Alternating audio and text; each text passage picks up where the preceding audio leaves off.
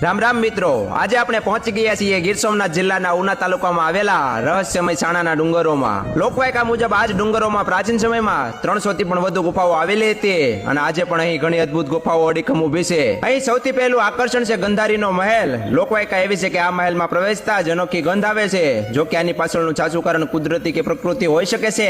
આ સિવાય અહીં 4 વડીની ગુફા આવેલી છે।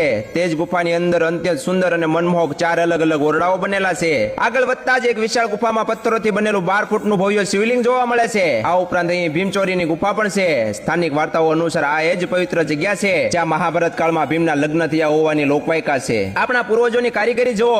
આ ગુફાઓમાં 15 થી પણ વધારે એવી ટાંકીઓ છે જે આખા પથ્થરોને કાપીને પાણી સંગ્રહ કરવા માટે બનાવવામાં આવી હતી। જે વ્યવસ્થા આજે પણ જોઈ શકાય છે। હવે આવી ગયા છીએ આ ડુંગરની સૌથી વિશાળ ગુફા એટલે કે હાથી ગુફા પાસે, જેને હાથી ખાનું પણ કહેવામાં આવે છે। આ ગુફા એટલી બધી વિશાળ છે કે આની અંદર 7 થી 8 મોટી બસો આરામથી પાર્ક થઈ શકે છે। આ સિવાય આજુબાજુમાં અનેક નાની મોટી ગુફાઓ પથરાયેલી છે। આ ઉપરાંત મિત્રો, અહીં ડુંગરની બિલકુલ બાજુમાં એક સુંદર ડેમ આવેલો છે। અહીં પ્રકૃતિની સાથે સાથે ભક્તિનો પણ અનોખો સંગમ વહે છે, જ્યાં માં ભગવતી મોમાઈમાં અને ભૂતરા દાદા બિરાજમાન છે। ચોમાસાની ઋતુમાં આ જગ્યાનું સૌંદર્ય સોળે કળાએ ખીલી ઉઠે છે।